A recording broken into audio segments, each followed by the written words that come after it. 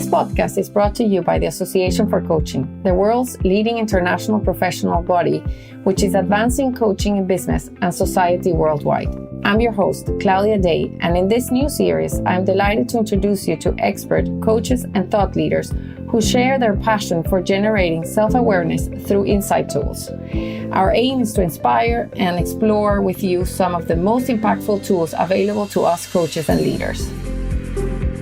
Hello, everybody. Today we will be talking about well-being, which is, of course, such a big topic when thinking about it. It's a word that is used a lot, and then we have frameworks to try and help us. And I came across this more detailed additional layer that I will be talking to you today.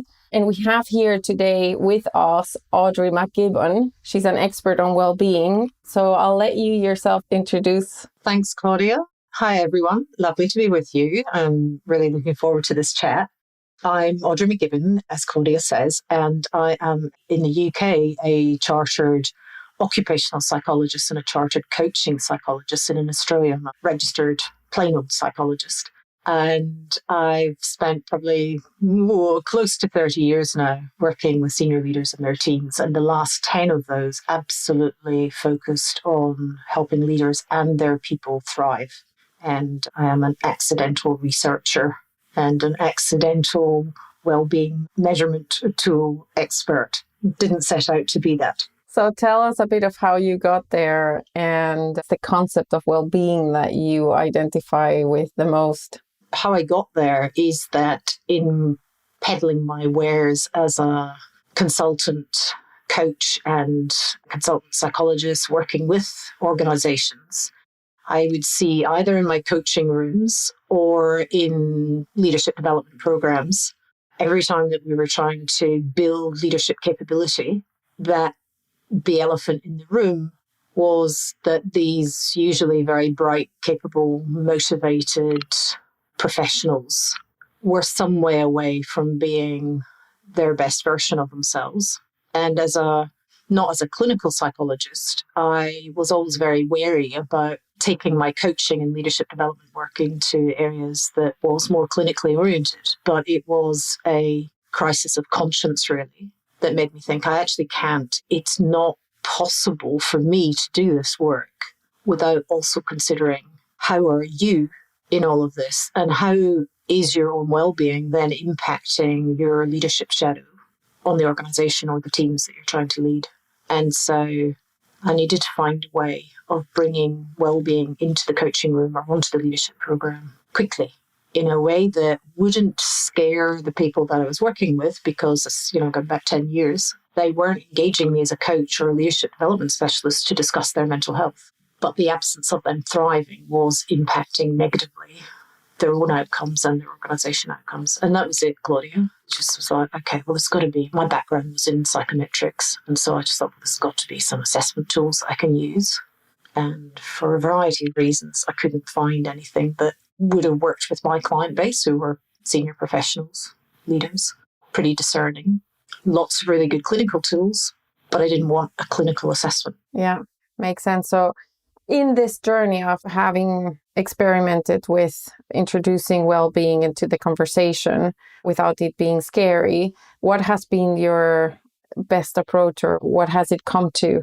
Well, there was a moment when we had a particularly progressive client organization in Australia, and they were thinking in similar ways. And they had said to me and my business partner, Karen Gillespie, look, we're up for this. We think we should invest in our leaders' well-being. So do you want to go away and design a program? And we were like, oh, that's excellent. Oh, what fun that was going to be. But then we sat down, and by the time we'd put everything in that we thought should be in, ended up being like a 5-day program. There's no way it was going to get funded. And then we figured it out that actually the whole thing with well-being is that before you go to the solution, you really need to understand, well, what is the particular need? And of course, the needs, while there might be some common themes across senior employees, each individual is truly at a different time, place, subtly different set of conditions. And so we needed to find a way to assess the needs. So it's a good old-fashioned diagnosis precedes intervention. And that took a little bit of time before the penny dropped on that. So it was about finding an assessment language that they could relate to and see as being relevant. And that was what was hard to find. So there were lots of clinical tools, but there were also lots of really quite solid wellbeing assessment tools, things like the PERMA framework. But they weren't contextualized enough. They're focused on the individual, divorced from the roles and the complexity of the environments that they were working in.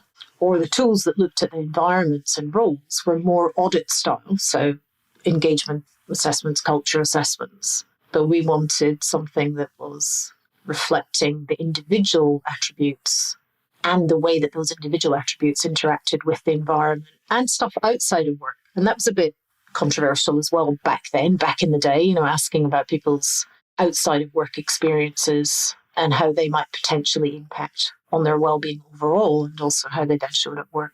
Yes. So you mentioned that there was this big elephant in the room and that you had to bring this into the room. And so it was developing the survey was a way in which you bring it to the room. And I guess it's in terms of best practice model. How do you now, over time, develop the skill about bringing the elephant to the room?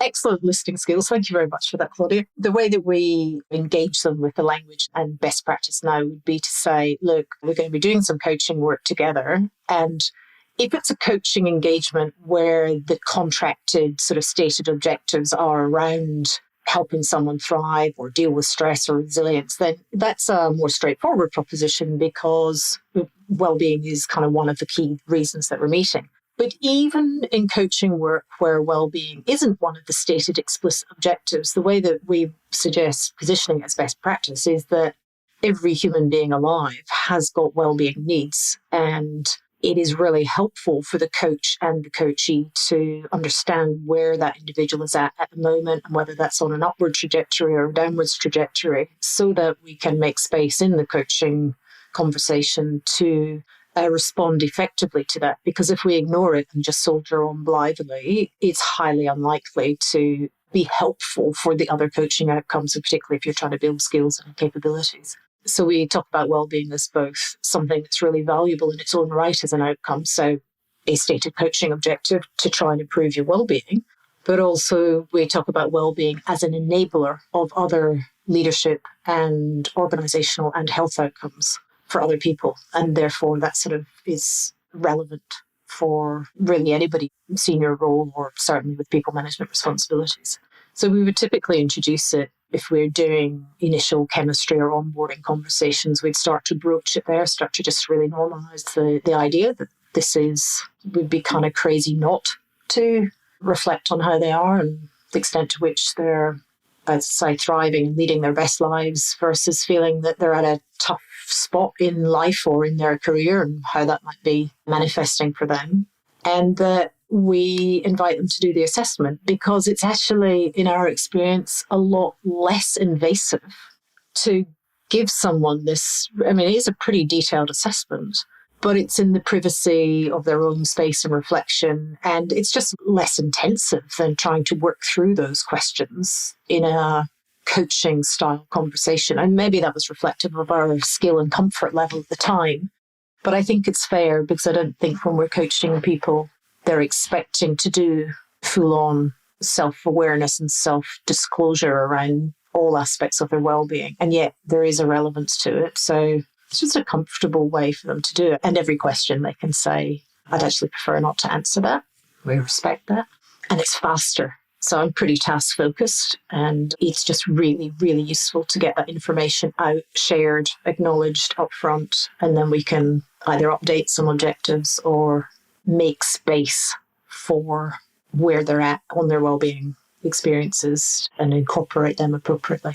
Do you find that people, after they do the first assessment at the start of or relatively early in the engagement, and they start working on it, that they then also want to reevaluate after time to see how it has progressed, or are they happy to just self-assess themselves? It depends on the individuals. There's certainly some people who are very numbers driven and dashboard driven, and they want to see if there was a red flag that they've turned it green and they've made great progress. But we do sort of caution that it's lovely to do a repeat assessment and see things change in the areas that you've been working on and focused on. But that's no guarantee that everything else in life is going to have stayed the same. I mean, there are many aspects that impact our well-being that are outside of our control. So you wouldn't be looking for you wouldn't want to judge the effectiveness of you as a coach solely on seeing change in the right direction on somebody's well-being report. It is a useful metric, and some people are more interested in it than others, depending upon how competitive they are and target-driven, I suppose. We find it really useful for whole cohorts. So if you're coaching on a program with 20, 30, 40, 100 people, then to look at how the cohort has developed over time is really, really useful for that cohort and also the organizations that they're from, because it points to some more systemic factors. Yeah, that makes sense. Before we continue, let's define well-being. So what is your favorite or your most used well-being definition? We could spend the whole podcast just on defining well-being, but in the interest of time, I'll go straight to an adaptation of the Daly, Houghton and Saunders concept of well-being as a delicate balancing act on a seesaw. And the way that we articulate that is to invite people to think about all of the demands and stressors and major challenges that they're experiencing, both at work and outside of work, whether those stressors, demands, and challenges are things that are in their heads or that are within them, or they are imposed or perceived to be imposed externally. But it's everything that's coming at them in life, at work and at home, considered in the context of everything that might fall into the category of being a resource. So it's similar to the Becker and Demirciu. I always get her name wrong, which is very embarrassing. It's like the original job demands and resources theory. It's got elements of that in there, but it's broader than just the demands and resources as they relate to work. It's really at home, in your head, out of your head, all of those things. And we have a place of well-being when the challenges are commensurate with the resources that we perceive that we have available to us. And demands and resources can be psychological, emotional, financial, physical, relational. Really, it's a very broad set of categories that get reflected in there, which reflects the literature base. I love that visual imagery of a seesaw, that in some way you feel that you can alter as well and that you can proactively improve your well-being. In terms of people who struggle to really shift their well-being, or what you have seen throughout your work, what is it? What factors are those that may hinder someone's ability to work on their well-being? So I don't know if this is going to answer your question directly, but it makes me think of one of the other theoretical models that's reflected in our approach, and that is the importance of a psychosocial health context. And so oftentimes people struggle to improve their well-being because many of the demands or resources that are relevant to them are not in the category of the individual's own psychobiology. They're factors to do with people or their environments around them and their interactions with them. So their individual psychobiology might play a role, but it's really about how that then interacts with the role that they're doing, the teams that they're working with, the level of leadership support that's there, the organization's processes, policies, culture, all of those things. And they're oftentimes harder to change, even if you're a senior leader. I mean, I once coached the managing partner of a global law firm who was lamenting, this place, I have not had a weekend off in, 42 weeks. And it's just ridiculous. I was like, sorry, excuse me, who runs this place? You're the global managing partner. But it's a really good sign of, the system that supports leaders or doesn't support them in an organization. They can typically be really quite demoralizing for people when they realize that it's that stuff that is impacting their well-being, but they can't single-handedly change it. So it comes back to the notions of your circles of control and influence. And you're looking for ways that say, well, what is in your control or what can you influence? And it's almost always more than they might imagine. Everyone's different, but it often leads to a conversation about how they're setting and managing boundaries, and boundaries in the broadest possible sense. So it's a soft option to what makes it hard for people. There's hard things about changing your habits and the knowing doing gap. So all of those things are individual factors that make it hard for us. But I just have got such a massive concern for the messages that say to people, well, if your well-being's low, that's down to you. It is down to them and the interaction with their environment. And even for senior people, we need to get that much more embedded into people's thinking. Yeah. So there is that side of thinking about yourself and what you can do, but also the environment you're in and looking at a bigger picture in the work you're doing in well-being. We can now get into the model and bring it to life for the audience. Basically, you've mentioned briefly why it is important for organizations and individuals to develop awareness. And in terms of this model that you did, the survey, what are the dimensions of well-being that you have included in there? When we started to measure, we really didn't know what it was we were measuring or what the constructs were that made up what well-being is. We did a good literature review, and there are broad elements of a whole heap of stuff around people's social well-being, and there's stuff around spiritual, existential well-being. There's stuff that is related more perhaps to individuals' own dispositions towards resilience, stress management, emotional regulation, that stuff, and also their physical vitality and energy. So there were buckets or themes in the literature that say this stuff's really important. But when you looked at the way that the literature expressed it, we just couldn't use it in that direct language in the right questions about spiritual well-being and social well-being. They weren't going to resonate. So what we've done is we took the key themes in the literature and then turned it into dimensions with the language. We wrote lots of items against those dimensions. We then got our line managers and fellow coaches and psychologists to critique all that stuff. So it was a very practitioner-driven way of developing the model. And then we went to reliability, validity, constructs, etc.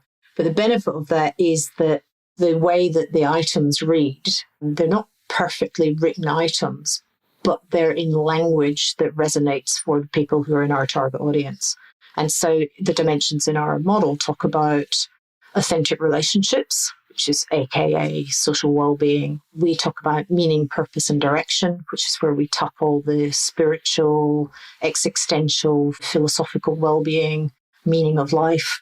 We have a third dimension which looks at resilience and equanimity, so evenness of mind. So that's all the emotional regulation piece. And while we didn't set out to measure clinical mental health, we definitely want to capture not just the positive psychology elements of positive mental health, but acknowledge that feelings of guilt, sadness, anxiety, worry, they're there in abundance for almost everyone at some stage. So we needed to tap into that. So that's where we put that stuff.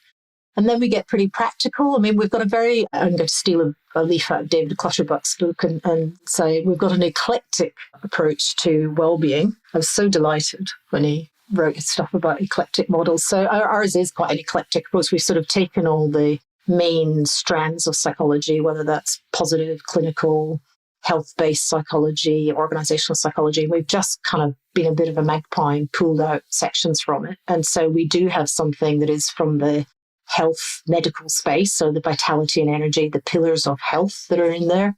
And then there's even elements of the social psychology in there with the competence and relatedness, self-actualization, self-determination theories, and so on. And balance and boundaries are our fifth dimension. And the last one that we have got the factor analysis to support is the area of what we refer to as intellectual engagement and flow. And that's reflecting the concept of flow, but also the surge in the literature that says it's really important for psychological detachment to be using your brains in ways beyond your professional skill set at work. So is that a very long-winded way of saying we've got 6 dimensions and we measure them both at work and outside of work? And they have their essence in the theoretical base, but we try not to, I think, use too much theory. I took the test for the audience. We'll put in the notes a bit more information about these dimensions. And as an anecdote, I just moved to Norway and I have always throughout my life gotten myself very involved in intellectual things and that side. And it takes, of course, a lot of time. And so this impacts my well-being as well. And so with the move, I cut everything out. And I said, I'm going to give myself a month to move. And what I found was when I took this test, my well-being actually was lower in some things, or it surprised me how some of the answers. And then in the whole analysis was the intellectual bit, actually, even though it takes away time, it does impact positively my well-being. And so it was seeing how they all interrelate between each other and how they all impact their well-being. So it was very interesting to see the different categories. I don't know if you can share with the audience an example. One of the things that I really enjoyed from the survey was the detail it gives, or the action driven it can be, in the sense of you have a whole bunch of questions, too many to remember. 132, Claudia. And that gives you, of course, many flags, because they're put into flags. If it's a green flag, it's something that's going well. Orange, it's something that you can improve. And then red, something to really look at. And then at the end, I chose 1, 2, 3, 4, 5, 6, 7, 8 things that were like my focus, that were the flags where I was like, okay, these are the ones where I can action and do something about it. Probably 7, because one of them we completely ignored. And I think at this point I need to ignore and just focus on the other ones. But it gave me, so I don't know if you, to bring it to life to the audience, if you can give them an example or a coachee that you particularly remember that you can share with them. Yeah, I definitely can. There's lots of stories. Just a quick comment on your own experiences with giving up the extracurricular sources of stimulation and engagement. And you did that through really well. It's quite a rational thing to do. It's like you're stressed and you're too much on with the move. So you give up that stuff to create some more time. That's an example of it being a buffer, a protective buffer, a resource. And oftentimes it is easier for us as coaches to positively influence our coachees' capacity to replenish and conserve their resources and put in place the buffers than it is for them to reduce their demands and stressors, particularly if you're dealing with senior leaders. Somebody said to me recently, they work at a very senior level of government, and saying, well, what am I supposed to do, Audrey? Just turn around and tell the minister, well, I'm sorry that Senate hearing is next week, but we've already been working 60 hours this week, so you'll have to wait. I mean, Senate hearings don't wait. So in those situations, I think it can be really constructive. And I think, I've forgotten her lovely, lovely Sonnentag. Sorry if you're listening, I've forgotten your first name. That's dreadful. But she's done some research recently, which is showing you get more bang for your buck by trying to invest in maintaining your protective factors that buffer you from the stresses and depleting elements of well-being than it is to really reduce your demands, because so many of those demands are to do with the environment. Okay, so that's that bit. Then in terms of an example, one of my all-time oh my gosh, I think we're really onto something here. It was in relatively early days of GLWS. I was working with someone who's on a fast track to C-suite roles, long proven track record in the organization, but a real hotshot, high flyer, and absolutely miserable. So miserable. So it was one of these situations that HR didn't really think he needed a coach, but they were frightened of him leaving because he was such top talent. And they're like, well, I suppose if you want a coach, you can have one. Right. And then they were sort of giving me a brief on the side to say, make sure you don't do too many sessions, because we don't really know what it is he wants. But it transpires that there was a hell of a lot going on at home, and all the way back to not quite childhood. It wasn't therapy, but there was a lot going on in his personal life that the organisation were unaware of. And in his profile, Claudia, the stuff that had the most significant double red flags were to do with his relationship with his partner and children, who he was absolutely devoted to as a husband and father. But there was some stuff going on there that caused him a great deal of distress. Now, not only did I not have the family counselling therapeutic skills to go there, but he wasn't ready to go there. So it's an example of where if you look at the report and you just take that highly actuarial approach and you say, right, well, if that's the most red, we'll start with that and we'll address that, and then we'll get on to something else once we've picked that off. But for him, what worked far better was there was a lot of other stuff going on, but we got him to manage some anxiety levels. So his anxiety, so his resilience and equanimity was pretty inflamed as well. And he was a worrier and he was a giver, not a taker. So he was burning out as well. So he had a very busy head, a very stressed head. But the biggest source of distress was the family stuff.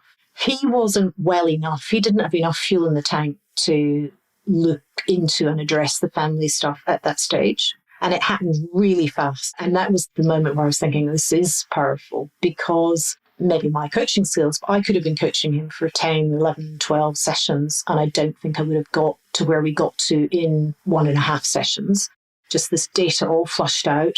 And he articulated stuff he hadn't shared before. And we agreed that that was a long-term piece that he was needing attention, but he was too depleted, too tired, too much on the cusp of being his own worst enemy in his head. And so to get it right down to practical things, he started doing some mindfulness. He was a really avid reader, so he was very high on the intellectual engagement and flow piece. So he was an ideal coachee in so many ways, because he was just thirsty for all things that as a coach we could give him. So he was very diligent and well-read, sponged it up, and he basically self-cured. We did some sessions on what you can't change, can you accept, and so a bit of acceptance and commitment, a bit of mindfulness and some stress management, and that turned him around. And within the year, he'd absolutely addressed the stuff at home that he couldn't even really speak of. He couldn't put into a sentence. It was so painful for him to begin with. And he did all that, and this is not to do clinical psychologists out of work,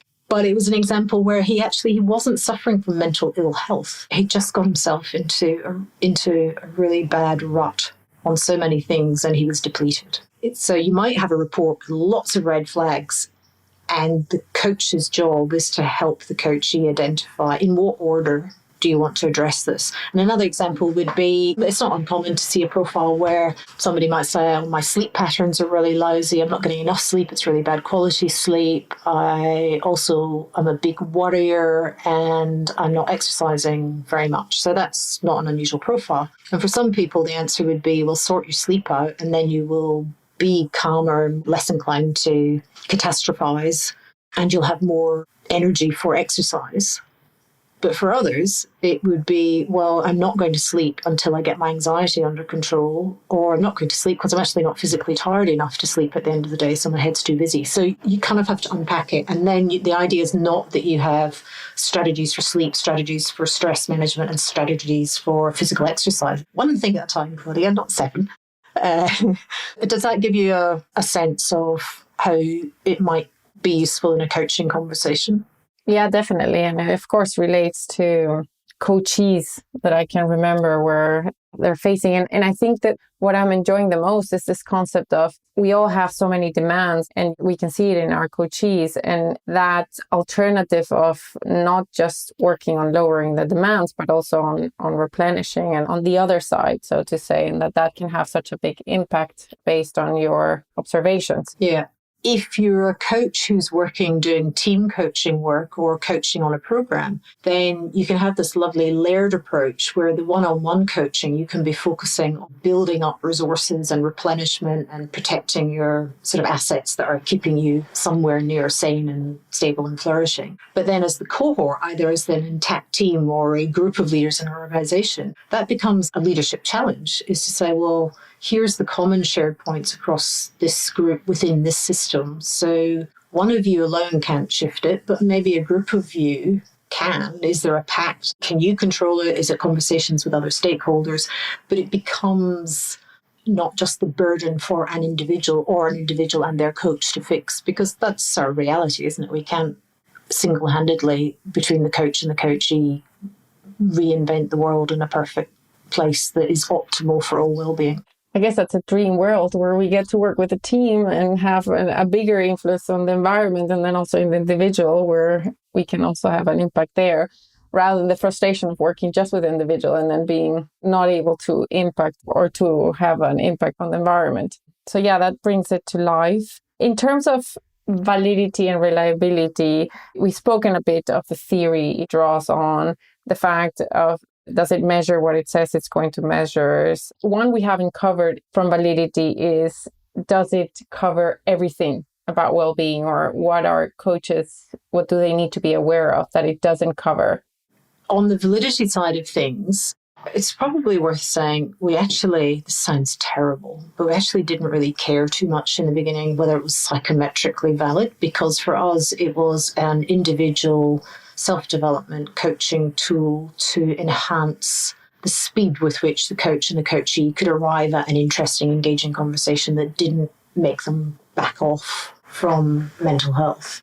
I started my life in Saville and Holdsworth, working with Professor Peter Saville and the team there on the PQ. And so I started in the test development unit there, a psychometrician. And so that was my background, but I thought I'd left that behind me a long, long time ago. But I suppose it was in us to just, out of curiosity, say, well, we've been through this really sort of bottom-up, ground-up way of writing items, which is not the standard approach, but we knew that the items had that content validity and certainly face validity. And so over the years, we just run our own reliability and validity stuff. And it was always pretty promising, but we did have somebody look at it independently early on and it was strong. But last year was landmark for us because we asked Melbourne University Business School, a School of Wellbeing Science, to independently review our data with a standardization sample of 6,500. And what we had done in that standardization sample, we had about 500 and odd people volunteer to complete the GLWS and a number of other instruments at the same time. So one lot did PERMA, one lot did the Warwick Edinburgh Positive Mental Health Scale, and the other one did the Maslach Burnout Inventory. And just we've been blown away. So we know that it has good theoretical construct validity backed up with some of the empirical stuff because the GLWS in every instance, I mean, there's a great big long technical manual, but it essentially explains just over 50% of the variance of all those tools, which tells us that there is enough there to say, yes, we are measuring well-being. Because one of the things that was really challenging for us is there something that is unique about leaders and professionals' well-being? Or should we just use, for example, a PERMA instrument or any other general well-being tool? And so, oh gosh, it really is a 10-year journey. I'm still not finished my doctorate, but the doctorate data and findings, it shows that we have created a reliable and valid model of leaders and professionals' well-being that is sufficiently well connected with other measures of both positive well-being, PERMA style, as well as mental health and burnout correlations. The factor analysis is really strong. So the factor model holds up. The scales and the items are really behaving exactly as we want them to behave. So we're pretty confident we have now got a model that does define and capture leaders' well-being. And while those underlying things that we were talking about earlier, you find them in the literature anywhere, I think what's different about it is that the contextualization of them that speaks to their environment, then that is where the language definitely reflects something that feels more unique to the role incumbents in those more complex roles. So you asked me about the validity of the instrument, and I guess there's just so many different ways that we can answer that. And one of the challenges when you're measuring well-being is that, as you know, before you can determine validity, you've got to determine reliability. And well-being is highly dynamic and prone to a lot of change. So the whole concept of take it at test time one and then take it again, even tomorrow, you might validly get a different profile that is reflecting valid shifts in someone's well-being, because it's not like personality or aptitude that are generally accepted as being more stable and enduring. And therefore you can do test retest with them. But with well-being, we had to be a bit more creative. So we use the approach of internal consistency or split half reliability. So it's just basically it subdivides the test into little mini tests and compares items from different scales within the test on the same one, and you get measures of reliability that way. And so we needed to do that before we could establish the validity. But having gone from, we don't really care too much about psychometric tools, we just want something that will really be rich and powerful from a conversational level. And because we're not making decisions, it doesn't have to be psychometrically sound, to going, oh, look, aren't we very clever? I think we've created something that is psychometrically really rigorous and sound. And so we are. We're definitely bolder in talking about it now, but with caution, because we absolutely don't want this to move out of a development application. This is definitely not assessment for selection or decision-making purposes. And so we're very wary about the ways in which the tool should be used and shouldn't be used. Yeah, also it's a self-assessment. So the second I know I'm going to be hired or not hired based on this, I can lie on my answer. So Absolutely. it's only valid as long as they are being honest. Yeah. And how we set it up as well, we're sort of inviting people to say, look, you don't have to answer these questions, but to the extent that you are comfortable, it can be really powerful just to self-reflect. Even if they never even looked at their results, Claudia, for many people, just pausing long enough to spend 15 minutes thinking about this stuff. It's not unusual as a coach to turn up at the session and then say, I know what you're going to tell me, but I've already started to change that. Just because of the moment of self-awareness and self-calibration that goes on when they make the time to self-audit. Yeah. I have to say, to me, it was the opposite. I came there because I did the experiential one, and I came there and it was too much. And then with the coach, it really came to life, and the interconnectedness of them, which made it a lovely experience. You're probably a lot more self-aware, dare I say, than maybe the typical line manager might be. And so for them, it's the value of pausing, reflecting, going, oh, I don't know, I've never really thought about that stuff. Whereas you'd be going, where's all this going? It's so detailed. Whereas that for them is the power. Yeah. So I guess it's equally valuable for someone who's self-aware and not self-aware then, because if you are self-aware, you go more into the detail and explore. And you're also more conceptual, so you would be naturally curious, going, I wonder how they're going to represent this. What's that measuring? So for you, there would be some relief, I suppose, in seeing the dimensions and seeing it assimilated, all your responses assimilated against the framework. So you go, okay, right. So it's at work or outside of work, it's relationship versus it's cognitive-based versus feelings-based stuff. It also takes me back to when I started studying coaching, and when the concept of well-being was just thrown at me many times, and I just couldn't understand it. I remember at some point where I just spoke to another coach, and in truth, like completely transparency, I was like, I still don't understand well-being. And that's when I got the PERMA model. And this is, again, an additional layer to try and unbulk this huge word, which is well-being. Yeah, I really relate to that as well. Because when I became a psychologist, I did it through very much the occupational psychology path. So I really would have felt underbaked on the whole well-being, mental health connection, to the extent that when I had that epiphany that I told you about earlier, I then went back and did a master's in psychotherapy. And not that my coaching client base would know that at all. I definitely don't practice as a psychotherapist, but it was to go, what is this stuff that, like, I can see it and I can feel it. I don't have a conceptual understanding of what it is. And the psychology focus tended to be on the distress and the ill health. And I was like, well, I don't want that, because that is clear referral for me. But I need to understand what makes for a flourishing life and a flourishing executive. And so, yeah, I was like you. I was like, I don't have a language around it. And yet they know it, I know it, there is something going on. So what does that look like? So when we're looking as well, for example, at communicational ways of communicating, and that you have different voices. And one of the things he said that is a limitation of the study is that it doesn't look into nonverbal communication.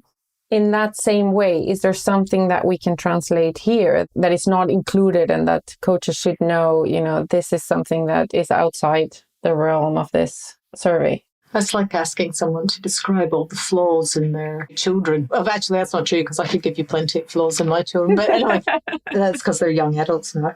It's a survey for a start, so useful as it is, as the individual's capacity to self-reflect accurately is.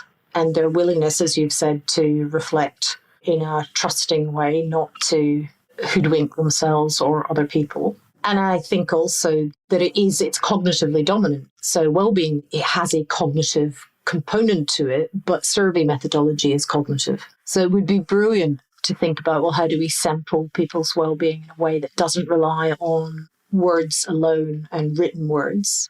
And we have done some initial exploratory work with Microsoft, thinking about, well, what does the future of a reliable, valid well-being assessment that has its origins now in, still in good psychological principles, but how could you collect that data in a way that is more complete, which is really what I think you're getting at, but also is more engaging, authentic, appealing for individuals. So I'm intrigued by all that stuff. I mean, I'm in one way the absolute last person in the world that wants to go down the technology path, referred to as a technology black hole by family and colleagues. So it's not a natural skill set, but conceptually, I'm going, wow, this, to be able to use technology to get a more faithful insight for us as coaches into other people's well-being. And of course, the ultimate was to help the individual get more insight into their own well-being. So I don't really know where that will go, but I think it's definitely tech-driven, digitally enabled.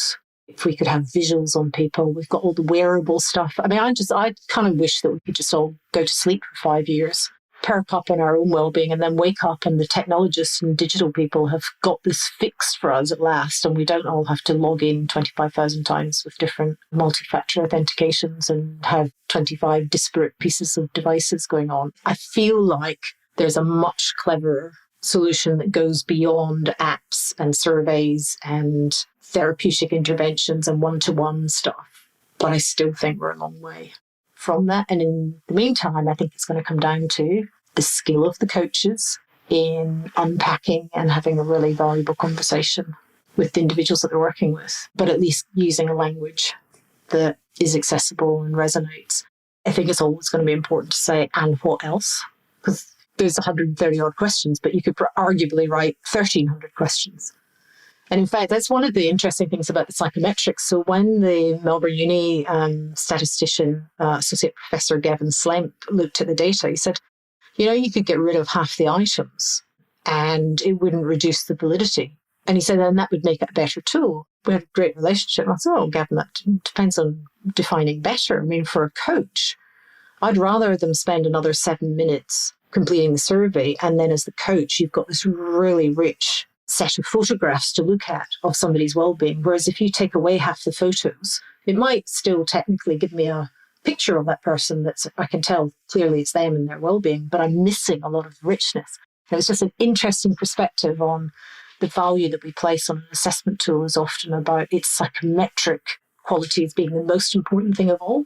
But I think for me, it was like, well, how about we have two versions, an express version where time is of the essence and you want to use it with hundreds or thousands of people and they're not all going to get coaching. And maybe it's for more junior positions. But if you're doing an executive coach exercise, then I would plump every time for the richer, more detailed pictures, even if they're not in every instance adding unique value from every item. Yeah, this is where the color coding becomes so useful, in my opinion, because of course there is the risk of overwhelm, but because there is this color coding, then you can focus on what's the greenest and what's the reddest or yellowest and go working on that. And the extra questions you could have eliminated are the ones in the middle or the ones that are green and are working. Yeah, sort of. But I mean, we've got a version that is half the length. And you can see that they're the more sensible questions that are left in there, but they're also therefore the more predictable, less engaging questions. And so an example of one of the ones that would go would be issues from my past are still of concern to me today. So we know if we take that item out, it doesn't do anything to the statistical properties of the instrument. And probably for most people, that question doesn't really add that much. But if you're working with someone who has double red flagged that item and you don't get to the bottom of what that is, that will follow you around in that coaching relationship. So, and it's in the working well section. So issues from my past experiences at work are still of concern to me today. That is a really, really rich question for, I don't know, maybe 1 in 15, 1 in 20 people that you work with, but it is really powerful. Whereas that would be gone if it was just under a stats review. Yeah. And that one as well, it can be a flag for this coachee may need therapy as well, additional. Yeah. Or there's a grievance procedure. You actually have to go really carefully because there's someone who's still got a lot of hurt or anger based on something that's occurred for them at work. So you might find out that it was a different employer, different era, and actually they wish that they could let it go. And so then, maybe actually a bit of counselling or therapy to go and smash some plates and get rid of it, get out of your system might help. But if it's an issue that occurred with their current employer 3 or 4 years ago, it's still their same team or manager, then you're coming, actually, we need to go really carefully here because it could trigger something. It's a bit of a ticking time bomb potentially. Yeah, no, that brings it to life. Thank you for that example. So I think with that, we've covered quite a lot for the audience to pique their interest into more about well-being. And there's more in the notes if you want to find out more. Audrey, what else can they read or where can they find you? Come to our website, but come cautiously because there's a lot of information on there. And it's a product. We're a really small team. So there's only 6 of us worldwide, and we're working with coaches all over the world. So we are an independent, self-funded organization. So our website is in bad need of some pruning, and we're working on that over the Australian summer. So it will get better. But there is lots of information on there. And you can download a sample report from our website. And if you're happy to opt in, we don't spam people, but we share a lot of our content that way. You'll go into getting some information and insight sent to you if you want to. You can obviously unsubscribe anytime. And we also got a whole heap of what we call our wellbeing insights papers. So we look at sort of hot topics. So we've got one on the gender wellbeing gap. We've got one on what's working from home really doing for well-being as opposed to productivity or culture in an organization, but from a well-being and mental health perspective, what's going on. Got one on psychosocial health and all of the attention that there's been on psychosocial health from a regulatory point of view over the last couple of years. But I think Rob Reiner wrote his first paper on it 20 years ago. It's not a new concept, but it's really derailed a lot of well-being efforts. And then so as coaches, what are the people who you're working with? If you're working with people leaders, we're feeling that the psychosocial health regs are then creating an extra layer of pressure on leaders, and who's worrying about the leader's psychosocial health. So we're trying to unpack what is a really messy area in the psychosocial health space. So stuff like that we have available on our website for downloads, or just drop me a line. Yeah, you've mentioned several times the psychosocial health. Can you define it for the audience? Okay, so in the UK, Canada and Australia, certainly, and I think some other countries in Europe, psychological health has been part of the workplace health and safety legislation for decades. It's always been there, but I guess regulators have not really done that much with it. There would be certain cases over the years where someone has claimed unreasonable harm, foreseeable harm has come about from their work, but it hasn't really been a big thing. But now some changes to the regulations, and also there's a new ISO standard, has really brought much more attention from are you as an employer behaving in the way that you need to do to be paper safe, if you like, so to demonstrate that you've got processes and systems in place. And so the psychosocial health is where an organisation is now being required, expected to measure psychosocial health risks in kind of the same way as they measure physical health risks. And therein lies a whole minefield for the law and psychology. And it's a burgeoning area. But the way it shows up in the coaching room is often leaders going, yeah, I've got all these expectations on me that I have to look after other people's well-being and mental health. And I know that what I say or do has an impact, but I'm kind of scared of getting that wrong. And so I'll either say nothing. And by the way, all of this extra pressure on me is not really doing me and my mental health and well-being much good, but I don't know where any concern is about that in the organisation. So it's that piece that's coming through. Does that make sense, Claudia? Yeah, thank you for that. While you were talking about all the articles that you have available, one question that came to mind was about different stages in life. So even though well-being is unique to every individual, have you seen that depending on the stage you are in, there are certain patterns that we should be aware of? Yes. Basically, if you join workforce after graduating, it's pretty much downhill until you hit sort of mid-40s, and then things get infinitely better thereafter. Now, that's a gross generalization, but it is backed up. So at the domain level, your social well-being goes down, your sense of meaning and purpose goes down, your balance and boundaries definitely drops, your vitality and energy drops as other things in life take over the time it used to do for exercise. So from 25 through until early 40s is pretty much a hard slog. And then a combination of maybe your seniority of role plus your wisdom and experience. We continue to develop as individuals over the lifespan, and we are perhaps in a better place to have more autonomy and agency and wisdom to make better decisions for ourselves. And also, I do have a theory that is interesting. We see scores on vitality and energy go up the older the employee is.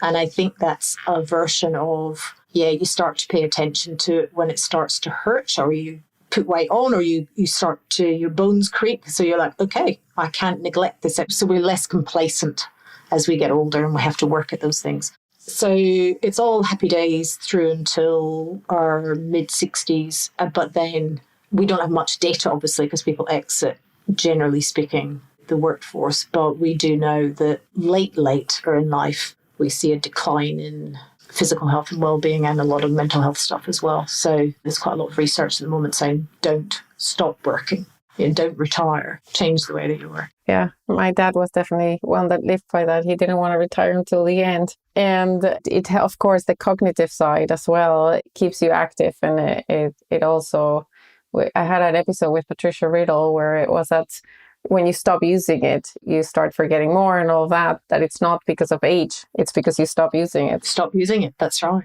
I did a podcast just last week for Australian National Radio, and it was about work addiction. One of the messages there is that it's great to have work that we're passionate about, but actually passionate with some moderation. So the middle path, I used to have a boss that talked about the middle path in life, Audrey, is the hard path. If you can master the middle path, you'll go well. So don't do anything to excess.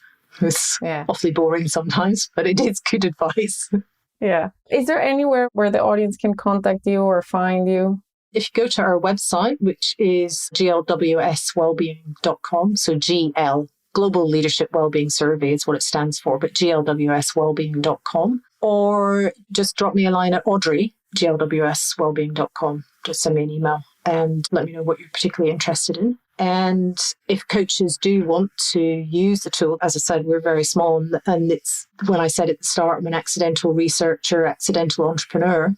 It's that I set out to build this tool to use it in my own coaching practice. And now the joy is in making this tool available to many, many coaches worldwide to use in their practices. And we love that. And then so I've just become very nerdy in analysing the data. So we've got a little program set up for coaches to learn about the tool. It really is teaching to the tool and well-being. We don't teach coaching. We don't teach feedback skills. We teach, here's a case study. Now go and do one of your own, then come back and talk about it. Right, you're ready. Off you go. So it's very practical accreditation, short accreditation aimed at coaches to be using the tool. And so it'd be lovely to hear from any of your audience who are interested.